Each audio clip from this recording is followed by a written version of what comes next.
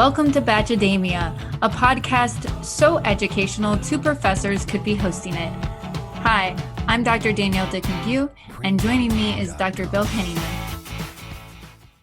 Welcome everybody to Bachademia Season 5, Episode 2. And this week we have one of our absolute favorite guests, Nicole Dick. That is right. We have our own version of Sister. If you're watching, then just to let you know, Nicole is actually on the phone, but she is here for sure. I'm here. Hi. Thank you for having me on again. I'm so excited. Thank you for being on. Is there anything that we need to know about you, Nicole, before we jump into things? Yes. So I've noticed this cycle that I go through whenever I start a new season in the Bachelor franchise. And that is, I immediately want to audition to be on the show. And so my first step is I start exercising. I've exercised twice this week. All right. And the second, yes, thank you. And the second thing I think about is I have to be funny. And so I've been listening to more stand-up than usual. So yeah. And the third thing is I re-entered the online dating scene to find love because I'm so inspired by the show to find love. So that's what you should know about me. A couple statements about what you said. One, I find you to be delightfully funny, even though we've only talked a few times, but I think you're hilarious. Two, oh, thank you. One semester, my students created an online dating profile for one of my friends as a class project. So if you ever want, college students messing around in your love life, let me know. We can set some stuff up. Three, if you're not watching. That actually sounds amazing. They got really amazing. into it. I'm in. Three, if you are not watching, you should just jump on YouTube real quick and look. Danielle got a new haircut. Oh, I did. It looks amazing. Yeah. I look like a Spice Girl. It's very 90s. I love it. It's very posh. You are posh Spice, Danielle. Absolutely. So Nicole, I want you to find love through this experience. So if any of you are interested in dating Nicole, feel free to email us at Yeah, Nicole, what are you looking for? Sorry, Danielle has a meeting after this, but helping Nicole find love is way more important to me than anything at the university. We should ask the new provost to listen to this episode. I'm looking for someone who is healthy, who is stable, who can help me to have fun because my job is very serious, who social justice is important to them. So that's really it. And listen, here's the deal. I'm 36 years old, which I feel is the perfect age for dating because a 22-year-old looks good to me, and so does his father. Ooh, I like it. And you have your own money, so you can this is all good stuff. Wow. Yes. So I can go older or I could go younger. Both ways. Perfect. That is amazing. Age. I love it. Yes. Okay. So good pitch. Yeah. Wow. Thank you. If you are interested, send an email or Twitter and Danielle and I will be the gatekeepers. If we deem you worthy, then we'll let you talk to Nicole. I love it. Excellent. I like how I've inserted myself into this. Perfect. All right. This week's question. Bill. I love it.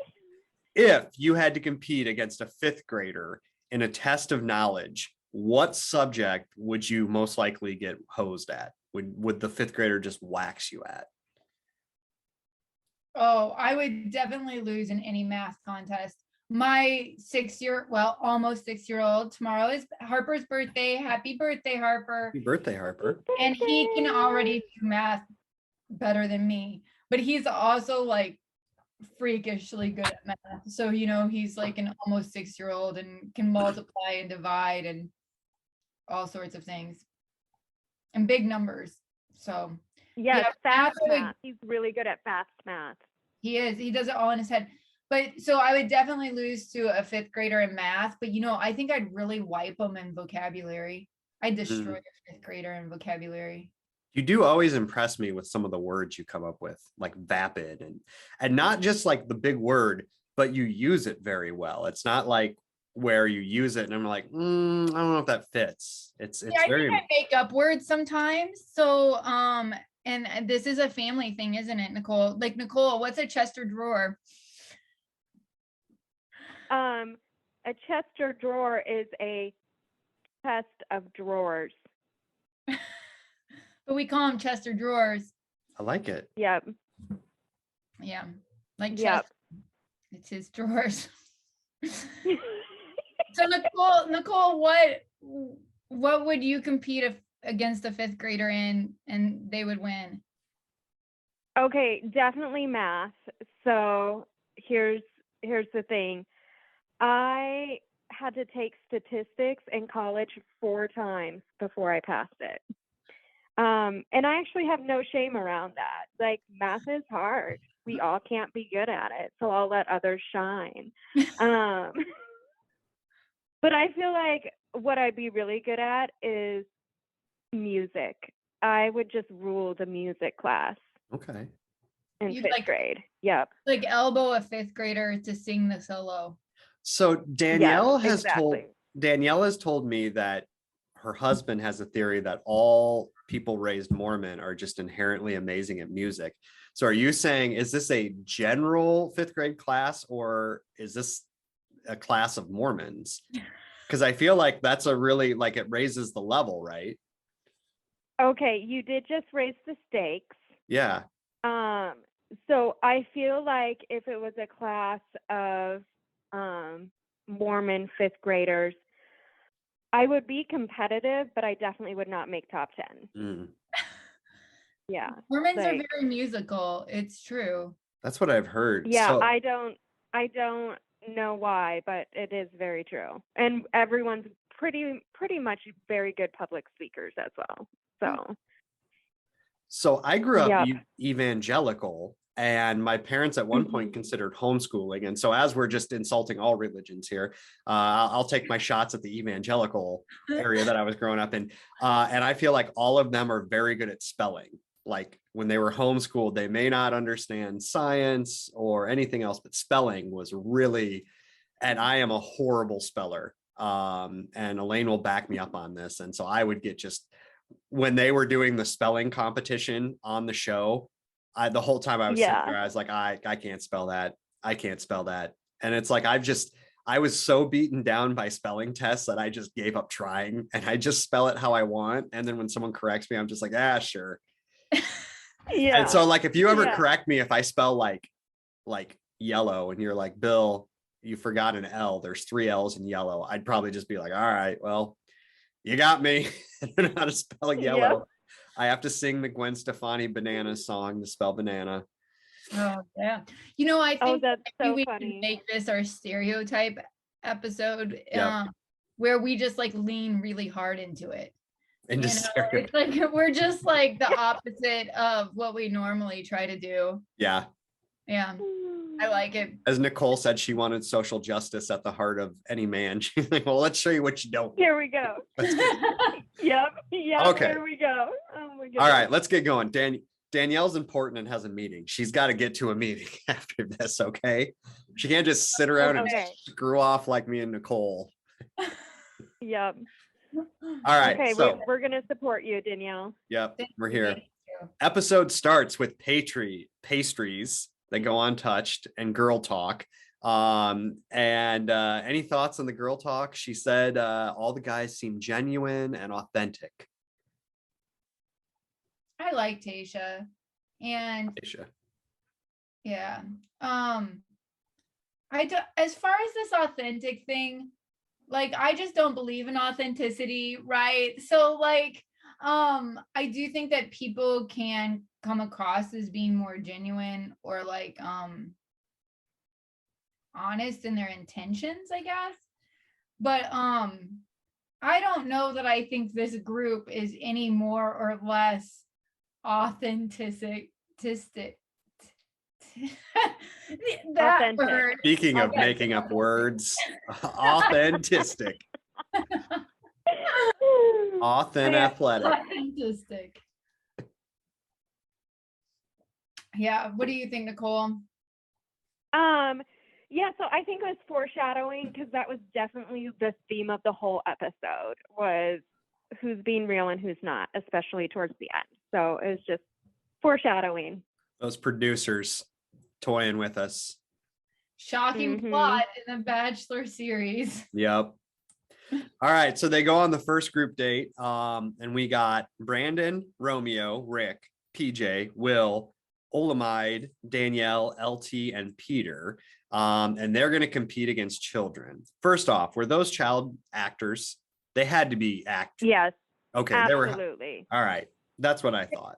They have to be, and they were amazing. Yes. The little girl making all of the like disgusted faces was fantastic. Yes. And I have some knowledge of working with fifth graders because, you know, back in a former life, I ran a summer camp, and it's like no normal fifth grader can pay attention for that long. Like my wife, Elaine, would have been one of those kids. Like she was an adult when she was 2 years old, and has been an adult ever since. So basically the guys are bad at math, except for the Harvard math man. They seem to be good at science, except for Peter, which I was like, shouldn't he be good at like chemistry? Because he bakes, he makes pizza. Like baking is chemistry. Musical chairs, Peter tried way too hard, and spelling. Will called Peter a narcissist. So which of those areas are a deal breaker for you if you were going to have a partner to start out with? Like, which one would you be like, I can't date this person because they're bad at? None of those things would be a deal breaker for me. Ooh. But I mean, That's like a very Danielle answer. Like I can get over all of those. I see the good in people. I don't think that I'd be like, oh, like, you know, I'm not gonna date this person because like they were bad in this child competition with baking chemistry, right? Also, I do think that baking and chemistry have some similarities, but also not good at chemistry, but I can bake. Though I'd rather cook because I don't like being precise about things. But I do think if Peter was acting the way that Peter would, that would be a deal breaker for me. Okay. So it's how they do the task, not whether or not they can do the task. Yeah, I'm with you on that, Danielle. I just felt like Peter wasn't a good sport about anything. Just kind of like a bad attitude, and just really didn't react well when his ego was at stake. Does that make him a narcissist though? Can we like I don't feel like we have enough to I don't think we have enough to diagnose him. So I was a little bit, I think Peter seems like a jerk. And the first episode, I was like, this guy's no good. But I did not appreciate the guys were like mad at him for trying hard. I don't like when people are like, you're trying too hard when it's a competition. It's like, that's what a competition is. I thought the guy who beat him in musical chairs had clearly played a game of musical chairs or two, because when Peter tried to take the chair from him, he grabbed the bottom of the chair and the back. And having played a lot of games of musical chairs with children when I like ran summer camps, it's like, that's a pro move right there. You quickly realize that, yeah. So I think for me, the inability to do basic chemistry, I don't know if I would be able to get over that. Like, it looked like they had pre-mixed stuff. You put them together in order and then it happened. And if you're not able to do that, I think we would have a lot of issues like in life. So that might be a sign that they're just dumb. Yeah, that'd be a deal breaker for me, or that you like can't follow directions. I would have a hard time marrying somebody who had that much trouble with a very basic task. Have I ever shared about the time Ryan broke up with a girl because of her pink stapler? No, but I do love a good throwing your significant other under the bus. So Oh let's no, this is in support of Ryan. Oh, okay. I got your back, hon. So, we were actually, I think, friends during this time. And he was dating this girl who was like I guess she wasn't that smart. And he was on the debate, no, maybe the speech team at this time, and was doing an event called Extemp, where you like do a lot of research around current events in the news. And she had asked him about how this event works, and he was explaining to her and he like said, oh yeah, we have to staple all these things together because like we're old and this is like before everything was digital. Mhm.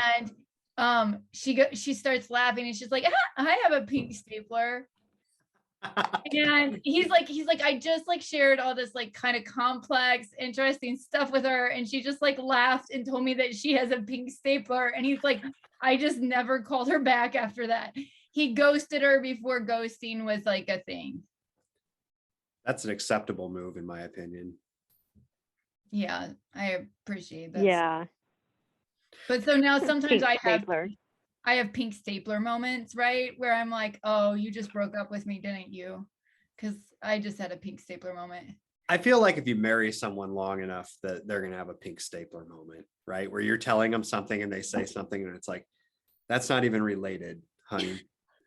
Like that was really Yeah. dumb. And you just kind of walk off instead of like blowing up and just like, I'm just going to do something else for a few minutes. Oh dear. All right. So she got sparks from Brandon and kissed him. Thoughts? That was a weird that was all weird to me. What do you think, Nicole? Would you have fallen for those Yeah. lines? No, I thought it was pretty funny. But it seems like Brandon, because Brandon reminds me of like a young guy, a high schooler going to prom I think that's a great with description. Yeah. with his sweet little baby face, and when he wore that suit on the first episode with the tie and stuff, he looked like he was going to prom. And so I think that kind of like cheesy, immature, cute behavior seemed in character. Yeah. I don't think he's going to have the emotional depth that she needs in a significant other. No, I keep liking Michelle. I mean, I know that we're Yeah. only like an episode and a half or 2 episodes in. I mean, we've only talked about an episode and a half at this point. And I am liking her a lot. I'll just Yes, She's I love Michelle, and I'm very invested in her future. she's very good. I really appreciate her boundary setting. Like she is amazing at being like, this is, and I would be interested in Nicole's take because I feel like you've got background in this, but I just feel like she is constantly doing a good job on a show where I feel like a lot of the contestants in the past have come in and they're going to set boundaries, and then the show gets the situation gets the better of them. And she seems like she's really like very good at it, better than I'd ever be. Oh yeah, I agree. And I think for her to be able to set boundaries like that in the moment, and they're very clear, that takes a lot of practice to be able to just do it in the moment like that. And so I love watching it, and I hope others are learning and growing by watching her example of setting healthy boundaries. The Bachelorette is helping people out. It's Nicole is working out. People are learning boundaries. Right? Yeah. I sort of do wonder if she's able to set boundaries the way that she is and not have as negative a response to her boundary setting as she would if she wasn't, because like you're kind of in a position of power as the Bachelorette, right? And one of the reasons that I think I struggle with boundaries is that I think that when I set boundaries, there are people who are resentful towards me for setting them. or will, like, I will say no, and I have to say no 3 times for someone to hear it. And so in ways that I notice that other people don't, and like Michelle being a Black woman, I also think that there's ways that her setting boundaries could be responded to differently. Mhm. And so like I think that like I love the way that she sets boundaries, and I think it's super healthy, but I also wonder if in real life she doesn't get pushback when she communicates like that, in a way that we haven't seen the pushback, at least not yet, on the show. Does that make sense? Yeah. Yeah, it does make sense. And I think totally to like the response to it seems positive, and I think a lot does have to do with her being in the position of power. Like she's the person everybody wants to please, right? Versus if it were reversed, I think, yeah, I'm pretty sure it wouldn't be seen as setting healthy boundaries, right? It would be called Right. something else. Yeah. Yeah. That I was a think very good point, Danielle. I think some way, like it's hard to think about it in the moment, but when you set those boundaries and people push back, and then, you know, you have to hold those boundaries and then they cut you out of their life or whatever they do, it's a good way to kind of call your circle, right? If people don't respect your boundaries and they leave. But I think it takes a person who kind of knows what they want. Maybe that's what we're all saying, is she seems like she's really yeah. good about knowing what she wants and using her boundaries as a way to communicate that. Absolutely. And I do think that there's a difference between context, right? So setting boundaries, for example, in interpersonal relationships versus setting boundaries in, like, let's say the workplace. For sure. Mm-hmm. So Peter and Will start arguing while she's like having these conversations, and it is like the most childish two gorillas, two people like throwing poop at each other at a zoo. I'm not sure what. So it all stemmed from the what did he call it? A narcissist comment. But then at one point he called him some word I didn't know, and then he said to just keep making pizzas. And I think the guy said he didn't make good pizza. I want to have something really thoughtful to say about this, but Peter said it was out of character. Any thoughts? This morning I was rewatching things and I had to fast forward through this fight because I found it so obnoxious. I could not listen to it a second time. So that's what You know what? I walked out when I was watching it. I left the room and I was like, oh, I'm gonna go to the bathroom now, because I was just like, I don't have the energy to have this kind of fighting in my space. I did have like a question when I was watching it, and she's like having a conversation with someone else, and as this like fighting is going on in the background, I was like, is this fighting really going on in the background and she could hear it while she was sitting and talking to this, you know, this other guy? It's quite possible. Or I was like, is this where they've edited the sound in the background? Pipe it in. I think it actually was happening, because I thought you could see a little like move of a producer that was like walking over to see what was going on, like in the background behind them. But yeah, I thought it was, I don't know.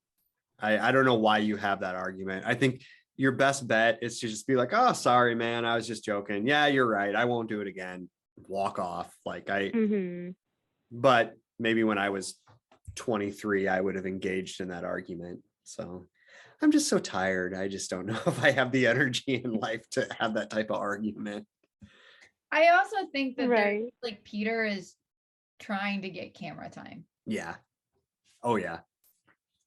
From the beginning, with his like over the top, like yelling of Italian, aggressive Italian throwing of pizza, and I'm hungry. I'd eat a pizza right now. Oh yeah. Oh, me too. Yeah, I'm drinking my shake, and the pizza talk is just making me regret that the shake instead of a pizza. So Brandon gets the rose.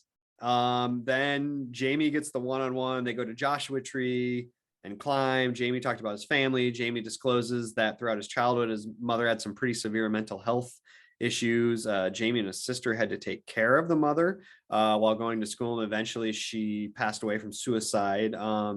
James disclosed his struggle and eventually healed from the tragedy. Michelle thanked him for being open and honest. She gives him a rose and says it couldn't have gone better. A lot happened in that part of the episode. I felt like it was very short, but very heavy. Any thoughts? Yeah, so Jamie, before he was chosen for this one, or maybe it was after he was chosen, but it was before he went on the one-on-one date, he was talking to the guys and he was basically saying, I got to make sure she fits into my life, right? Mm-hmm. And I go travel a lot, on such short notice, and I travel alone. And I thought that was kind of odd, and at first I was really irritated. Then having the context of his history and the struggles of his family and his mother, I was like, oh, that makes so much sense now why he would go off spur of the moment and travel alone. Like, that's part of his healing, right? That's part of like healing and dealing with his past and his trauma. And definitely like his ego of like, he gets a one-on-one date, but what's the biggest fear? Rejection, right? And so his ego steps in and is like, oh, well, I got to make sure she fits into my life. And so that was kind of my benefit of the doubt for him. But I thought I love when people talk about mental health because I think it's so important. And that he was brave enough to bring it into the show because it's a real thing that a lot of people deal with. And I thought Michelle handled it really well. Yeah. Yeah, I thought that she was really responsive and empathetic. She's a really good listener. And I remember that from Matt's season, right? That like I really was impressed with her listening skills. And the only thing that I sort of like kind of worry about for Michelle is that I do think that she cares a whole lot about people. And I'm like a little bit like I'm a little concerned. It's a good thing that she can set strong boundaries. Let me put it that way, because I am like a little bit worried that maybe this is me projecting myself onto that she'll want to be a fixer, right? Mm-hmm. So yes, and well, I will say when they were doing the climbing, she shared that normally she's the cheerleader and the helper, but he was cheerleading and helping her in that time, and she said that was really refreshing. But then there was pretty much like a role reversal, so she got to be the helper, in that second half of the date.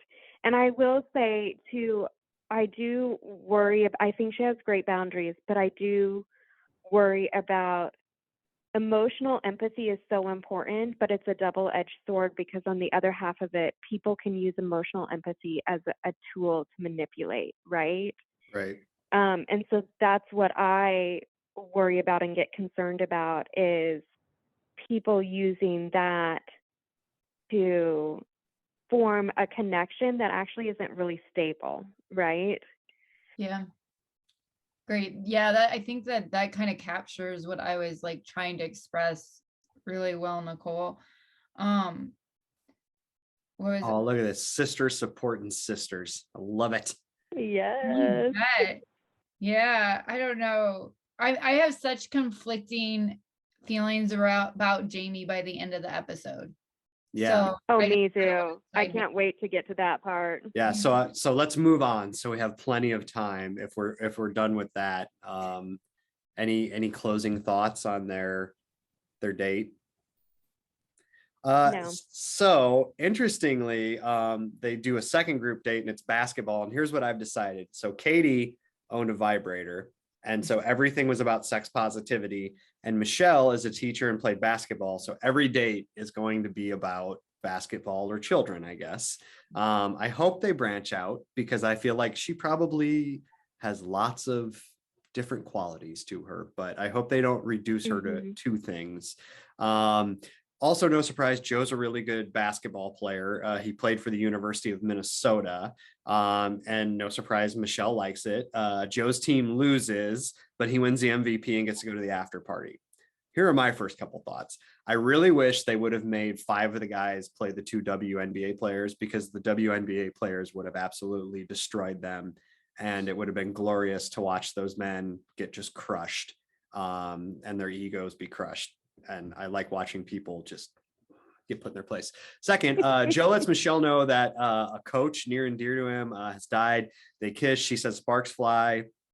Joe gets the group rose, and predictably the dudes are really mad because they are starting to piece together that possibly they knew each other. So I guess my first question, and we talk about this, I think, every season, do the guys have the right to be mad? Like, I mean, knowing that there's probably some type of connection. Yes and no. I mean, I can imagine why that would be frustrating, because I think that time is one of the most valuable things on the show. So if you find out that someone is coming in and has already had all this time, it probably feels like, well, how are you supposed to catch up, right? In fact, the Bachelor Data Instagram. Oh man, if you don't follow it, get on it. It's good. It is. And one of the things that I thought was interesting is that the word time has been the most used word on the season so far. In fact, I was kind of surprised because vulnerability has been used a little bit more than authenticity, which I feel like vulnerability was like used so much in past episodes. I don't feel like it has been as dramatic, but yeah. So, I mean, I kind of get it. I really like Joe, and I feel like maybe I shouldn't, but like, I don't know. I feel like they seem like a good match. I like them. Yeah, do you know what? I like him too. And at first, I didn't make the connection that he was the guy who had ghosted Michelle through DMs or whatnot, until someone pointed it out to me. But through that whole thing, I kind of fell in love with Joe, and I feel good about them. I feel good about them. Well, so I guess my thing is, from a relationship standpoint, she already is attracted to him because she tried to reach out in the DMs. And so if the whole goal of the show is to find love for Michelle, then I guess I don't think the guys have much to complain about, right? But I agree with Danielle that, time is probably the most precious commodity, especially at the beginning of the show. In the first 4 episodes, time with the principal is the most important thing probably. And so you are giving them an unfair advantage. And they would have been voted off Bachelor in Paradise, right? We saw this in Bachelor in Paradise. You cannot show up and have been together and not be, I'm not sure what you can't do, but there is something you can't do. And those people got in trouble on Bachelor in Paradise for it. So. Well, yeah, like this is not the first time that they've brought someone onto the show where 2 people have communicated before. Like, how did they find Joe? Yeah. Right? Like, so I have some kind of questions about that. I also think that, it's good drama. And they know that that's gonna like spark drama. It does make you sort of question how, like, if he ghosted her before, is his feelings for her gonna be as intense or genuine as her feelings for him? But so if you think about it again from a relationship standpoint, like they have a lot of mutual interests too, right? They're both from Minnesota, so it wouldn't be a relocation. They both are really into athletics. He sounds like he's kind of into social justice as well as she is. So they're really compatible. And I guess, sometimes somebody reaches out, like they want to go on a date and you're like, it's not happening. And then like 6 months later, you're like, maybe I do like him. I don't know, and so I guess that's like not that unnatural to happen, but he does owe her an explanation. He would owe me an explanation if I had reached out, we had talked a little bit, and then he just ghosted me. Like, yeah. So Any other Yeah, guys? I feel like Go ahead. that's what I do. That's what I do on online dating all That's the time. Nicole's move. I Talk just for a ghost few. people. Yeah, it is. And it's just like I run out of bandwidth. I run out of energy, and it does even just being like, hey, I'm really low energy right now. Can't talk. It feels like too much. And especially like they're strangers. I've never met these men, and so like what do I really owe them? And so I have some compassion for Joe on that point. Hmm. So do you come back to guys eventually? Like after you ghost them, is there a point where you come back and you're like, I've got the bandwidth now? Probably only a few of them. Okay. I've probably only done that 2 or 3 times because I was interested enough, so. Any other guys stick out? But most of the time, no. Most of the time, no. Any other Mhm. guys in the date stick out? Anybody? No. Mm. All right. Then much like the show. What's the guy who was the table? Who was the table? Oh, Rick. Yeah. They Rick have stood some out to me. chemistry.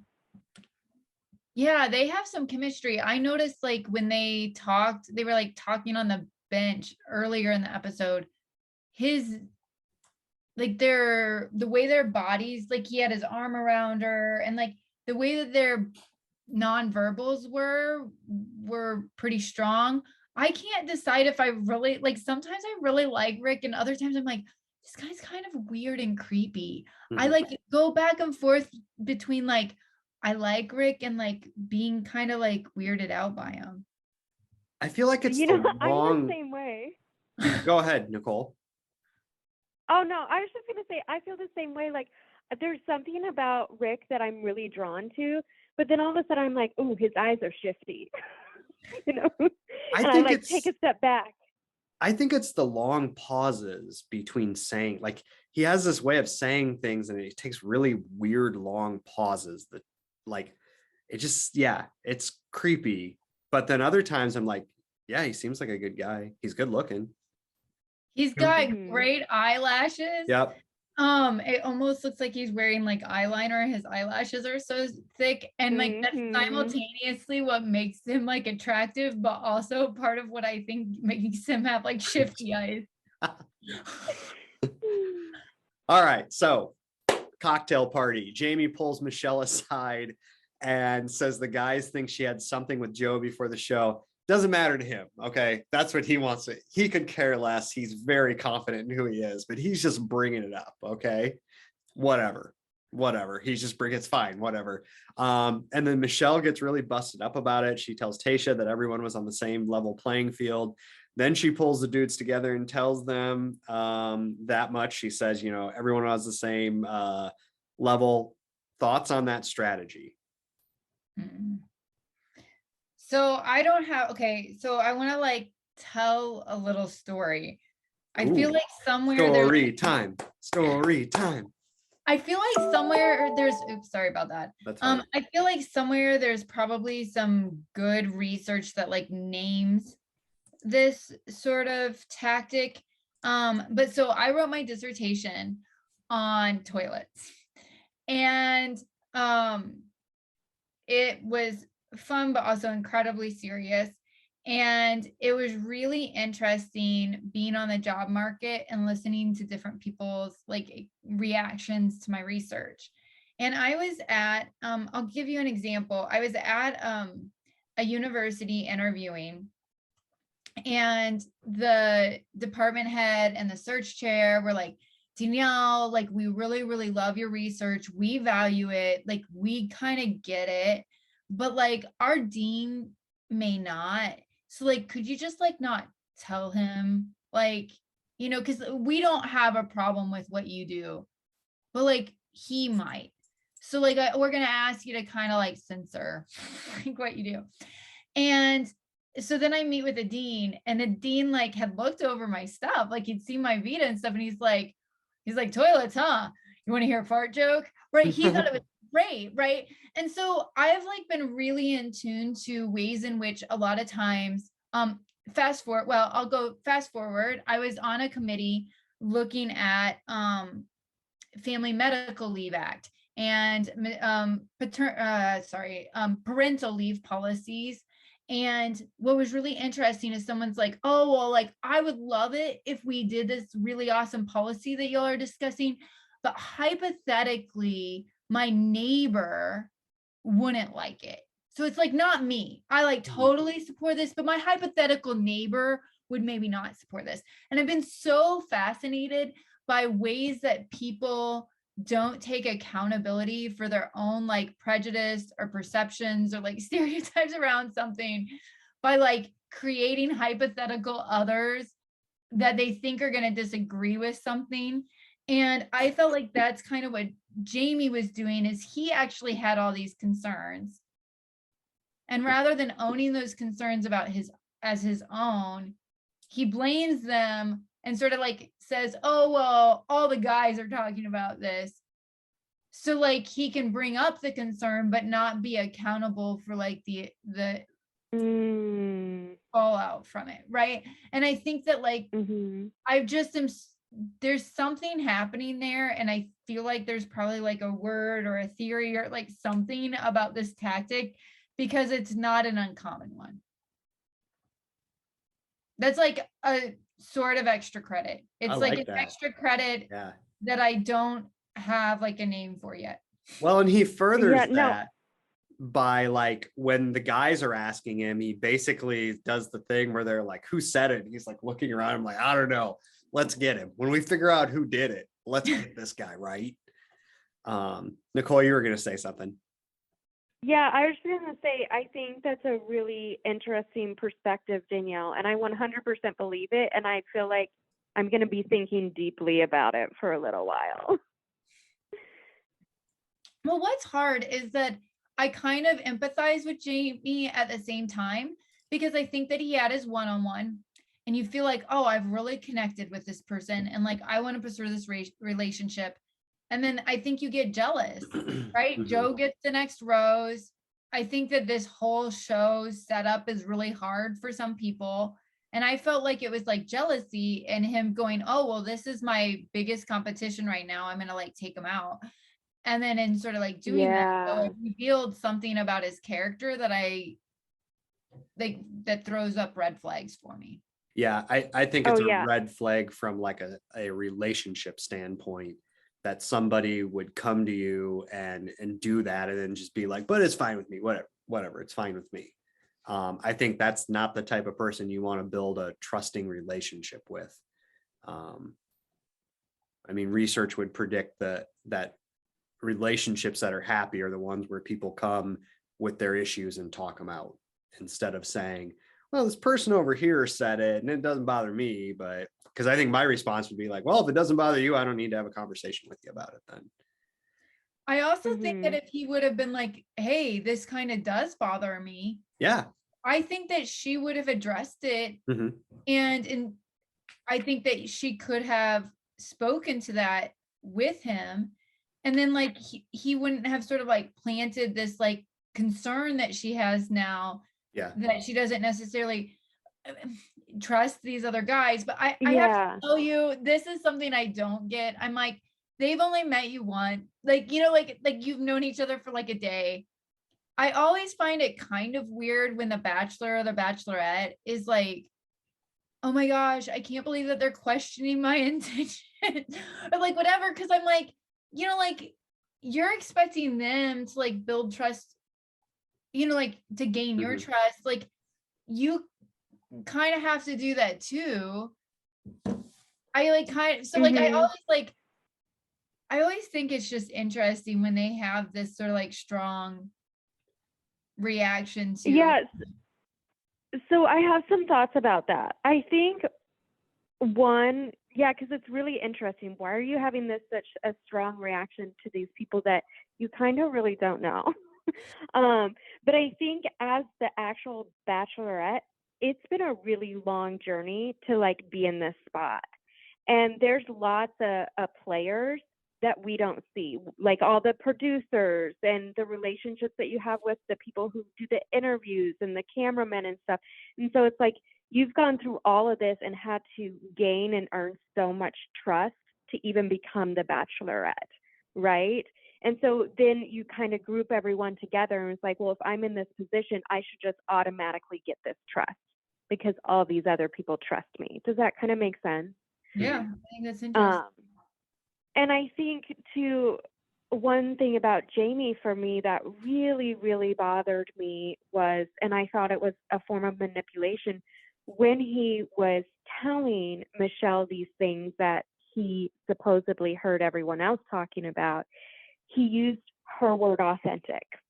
He's like, I'm just being authentic, coming here and telling you these things because I know you value it. So I'm asking you to be authentic with me. And I thought that was very manipulative because he wasn't being authentic. He wasn't telling the truth about the situation or about how he felt, you know? And so I thought that was I didn't like it. He's a complicated character. And I feel like obviously people don't act rationally in the situation, but if he really gamed this out, it's like either the guys are going to find out and then he's going to have to deal with them, or he's going to end up with Michelle and she's going to find out while they're together. And then that's going to be a whole like thing of trust. Like this just really wasn't a well-conceived plan. So. Yeah, I was thinking about that the whole time. I'm like, this is happening on camera. Yeah. Like, did he forget there are cameras? Yeah. Which is possible because, I mean, the stress in that situation has to be incredibly high. Yeah. So then the rose ceremony gets canceled because we can't have nice things. The cocktail party gets canceled and the men are punished by the rose ceremony. And then it's over. So lessons learned, who's staying, who's going. So start out, who's staying or who's going? Is there anyone that you're like, this person is gone or this person's staying for sure? I think Peter will stay for a while because I think he'll be our villain. Yep. But I think he will eventually definitely go. Yep. Peter's a sixth episode leaver. I feel like that's where I'm gauging about 6 episodes when Peter leaves. Okay, I'll write that down. But like I said, I really like Joe. I'm interested to see what develops between her and Nate because I really liked him the last episode, but we didn't get quite as much of him. Seemed like I'm interested in what happens with her and Rick. So yeah. Knowing that Clayton is going to be the next Bachelor, I'm interested how he plays in because he seems to still be just kind of a nothing at this point. And so yeah, I was really impressed though. Like he had little snippets. Yeah. With, like his takes on things. I was like, oh, I like his worldview so far, right? So I'm interested to see. I kind of had that same thought, Bill, where I was like, oh, we're gonna see more of him. When does this happen? Or is he gonna be like the Ed that just like continues and it's like, he's still here, huh? Okay. All right. Lessons learned. Tell the truth. Yes. Own. Do you remember, Danielle? We used to watch this show and they would sing this song, Lies, Lies, spells lies, lies. Yes! Okay. Yes, it was like the kingdom or something.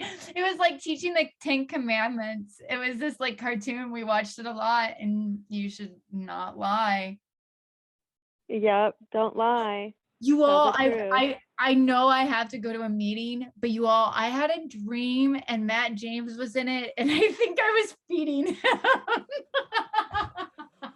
You were what? Feeding him. Danielle had a nigh on sex dream about Matt James, but it was like a feeding sex dream. Oh my like God. I don't recall it being like sexy, but like I just feel like I fed Matt James in a dream. Oh man. Oh, I love it. Here's my takeaway. I am not opposed to lying.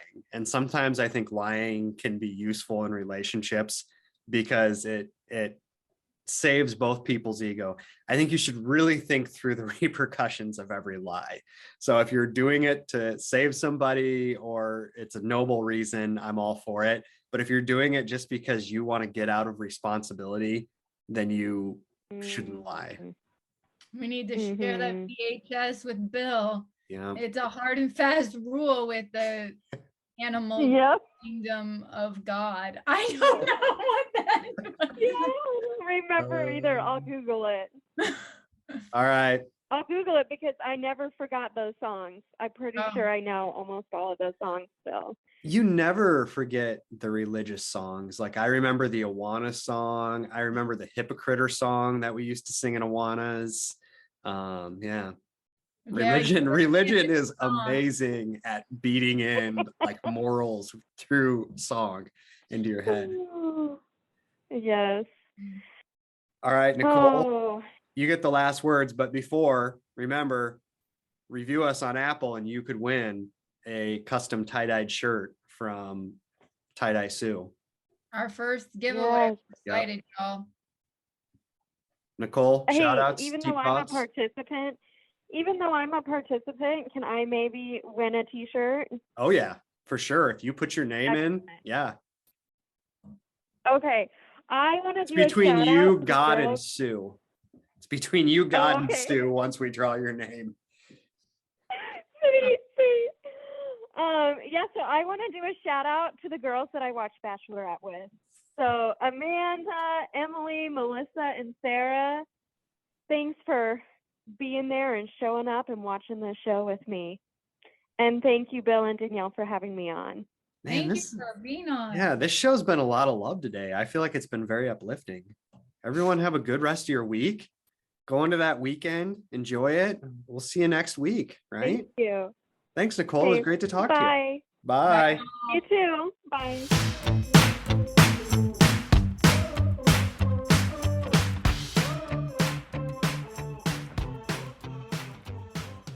You've been listening to Bachademia with your hosts, Doctors Daniel Dick McGew and Bill Henniger.